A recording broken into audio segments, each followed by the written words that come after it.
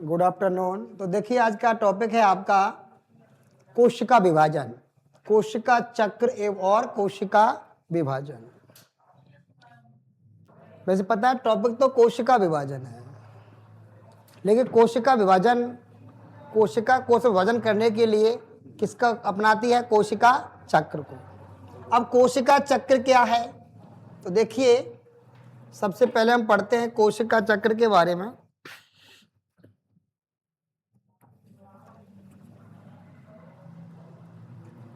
कोशिका चक्र कहते हैं घटनाओं का वह निश्चित क्रम जिसमें कोशिका अपने घटकों को या अपने जीनोम को कैसा करती है? द्विगुणन करती है, दोगुना करती है और अन्य घटकों का भी संश्लेषण करती है। अंत में दो कोशिकाओं में विभाजित हो जाती है। अब यूं भी कह सकते हो सीधे सीधे कि घटनाओं का वह निश्चित क्रम जिसमें कोशिका अपने घटकों को, चाहे वो जीनोम हो या अन्य कोशिकाओं हो, घटकों को दुगना करती है और तत्पश्चात दो कोशिकाओं में विभाजित हो जाती है। उसे बोलते हैं हम कोशिका चक्र।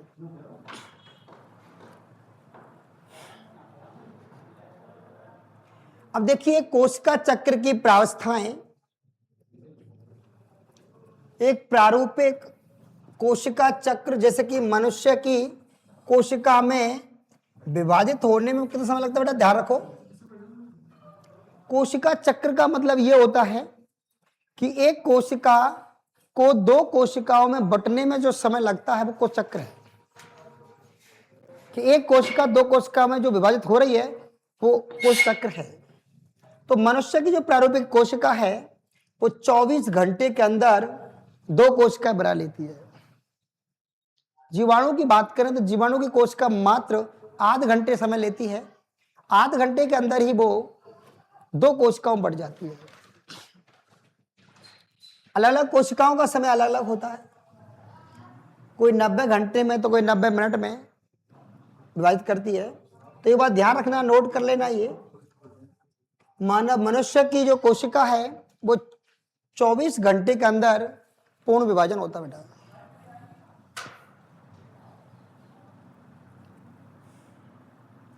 अब इसमें पहले पढ़ चुके थे आपके दो प्रावस्थाएं आती हैं, कौन कौन सी?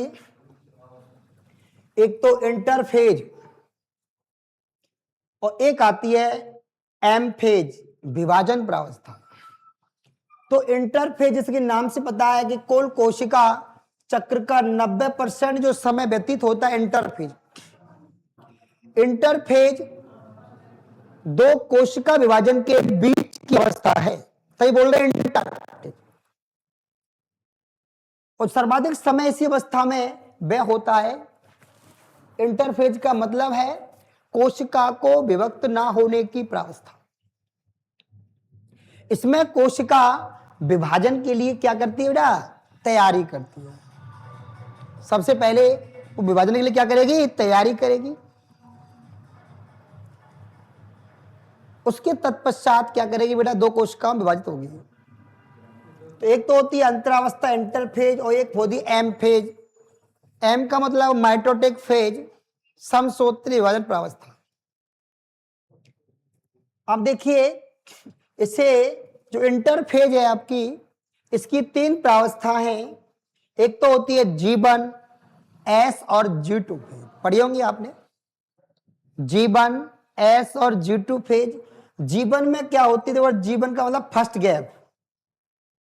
कोशिका उपापचय के रूप में सक्रिय होती है और निरंतर वृद्धि करती है। इसका मतलब है G1 प्रावस्था में कोशिका अपने आकार में वृद्धि करती है, प्रोटीन संश्लेषण करती है, लेकिन डीएनए संश्लेषण इस प्रावस्था में नहीं होता। ये बात ध्यान रखना आपको। ये डीएनए संश्लेषण की तैयारी करती है जबकि डीएनए संश्लेषण नहीं करती। डीएनए संश्लेषण किस अवस्था में होता है? इस नाम से पता है, एस प्रावस्था में। आगे पढ़ोगे क्वेश्चन आ सकता है आपसे कि कोशिका विभाजन की वह कौन सी प्रावस्था है जिसमें डीएनए संश्लेषण होता है? तो देखिए एस प्रावस्था है, जिसके नाम से पता है सिंथेसिस फेज। सिंथेसिस का मतलब है डीएनए का सिंथेसिस। तो इसमें क्या होता है, डीएनए का रेप्लिकेशन या प्रतिकृतिकरण होता है इस प्रावस्था में। डीएनए की जो संख्या है वो दुगनी हो जाती है। यदि पहली संख्या मान लो कि वो 2C है तो उसके बाद कितनी हो जाएगी, वो 4C हो जाती है। लेकिन गुणसूत्रों की संख्या समान ही रहती है। मानव के अंदर भी बात करें तो 46 गुणसूत्र हैं, गुणसूत्र 46 ही रहेंगे। अंतर इतना होता है बेटा कि जब युग्मक निर्माण होता है वो अर्थसूत्री विभाजन होता है, समसूत्री विभाजन में यहाँ डीएनए डबल हो जाएगा। जितना आपका डीएनए है वो दुगुना हो जाएगा, जिससे कि दो भागों समान भागों में बढ़ सके।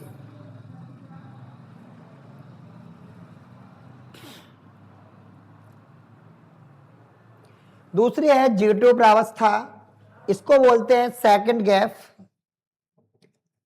M प्रावस्था के लिए प्रोटीन संश्लेषण तैयार करती है। आप जानते हैं बेटा इसके बाद में कौन सी प्रावस्था आने वाली है, M प्रावस्था का मतलब है माइटोसिस फेज, समसूत्री विभाजन प्रावस्था।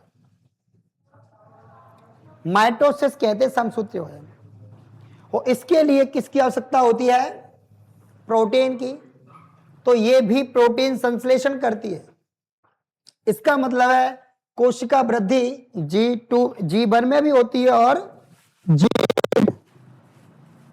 अब कोशिका यहां तक अपने डीएनए को डबल कर चुकी है, अपने आकार को डबल कर चुकी है। तत्पश्चात कोशिका क्या करेगी, दो समान भागों में बटेगी। एम प्रावस्था के बारे में देखें, जैसे कि मैं बताया था, एम प्रावस्था का मतलब होता है, एम फेज बोल देते हैं शॉर्ट में। और माइटोसिस का मतलब होता है समसूत्री विभाजन। क्या होता है, समसूत्री विभाजन होता है। यह वह अवस्था है जहां क्या होता है, वास्तविक विभाजन होता है। एक कोशिका से दो कोशिका बन जाती हैं, क्योंकि एम फेज में दो चीजें आती है बेटा। पहले आता है केंद्रक विभाजन और फिर आता है कोशिका द्रव्य विभाजन। सबसे पहले गुणसूत्र डबल होंगे, डीएनए की मात्रा दोगुनी हो जाएगी, जिससे कि केंद्रक दो भागों में बढ़ जाएगा। और जब एक केंद्रक से दो केंद्र बन जाएंगे तो कोशिका का जीव द्रव्य भी दो भागों में बढ़ जाएगा।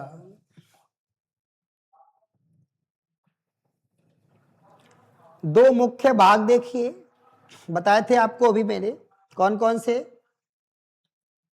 एक तो होता है केंद्रक विभाजन। यह केंद्रक का विभाजन है। इसमें एक केंद्रक से दो पुत्री केंद्रक बनते हैं। क्या बनते हैं, एक केंद्र दो पुत्री केंद्रक। और यह होता है कोशिका द्रव्य विभाजन। इसमें क्या होता है बेटा, जो कोशिका का जीव द्रव्य है वो दो भागों में बढ़ जाएगा, अर्थात कोशिका दो भागों में बढ़ जाती है। इस प्रकार से एक कोशिका से दो समान कोशिकाएं बनती हैं, बिल्कुल समान आकार में भी समान बनती हैं, और गुणसूत्र संख्या और जीन और डीएनए संख्या भी समान होती है।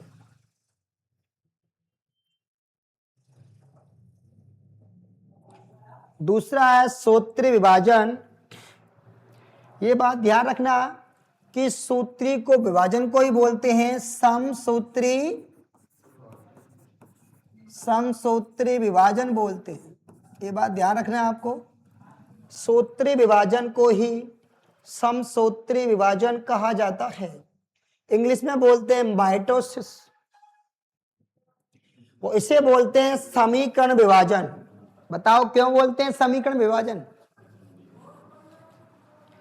इस प्रकार से समीकरण जब सॉल्व करते हैं बेटा, दो पक्ष होते हैं, दाया और बाया, दोनों में क्या करते हैं हम, बैलेंस करते नहीं करते। एक पार्ट में यदि कार्बन 6 है तो दूसरे पार्ट में भी